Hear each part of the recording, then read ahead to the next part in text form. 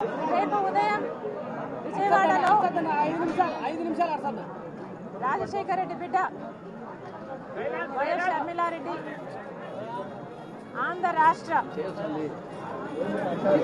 Congress committee అధ్యక్షురాలుగా బాధ్యతలు స్వీకరించిన సందర్భంగా ఈరోజు రాజశేఖర రెడ్డి గారి ఘాటు వద్ద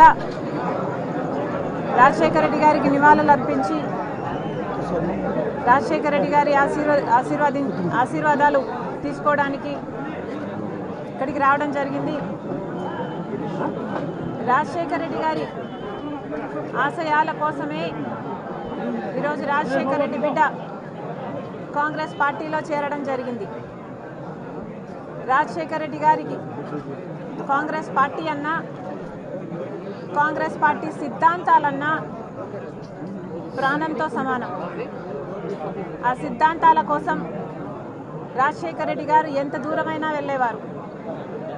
ఈరోజు మన భారతదేశంలో సెక్యులరిజం అన్న పదానికి, ప్లూరలిజం అన్న పదానికి అసలు అర్థమే లేకుండా పోయింది.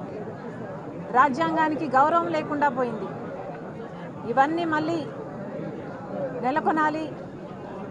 కాంగ్రెస్ పార్టీ సిద్ధాంతాలు నిలబడాలి. భారతదేశానికి మంచి జరగాలి. రాజశేఖర రెడ్డి గారి ఆశయాలన్నీ సిద్ధించాలి. అందుకే రాజశేఖర రెడ్డి బిడ్డ కాంగ్రెస్ పార్టీలో చేరడం జరిగింది.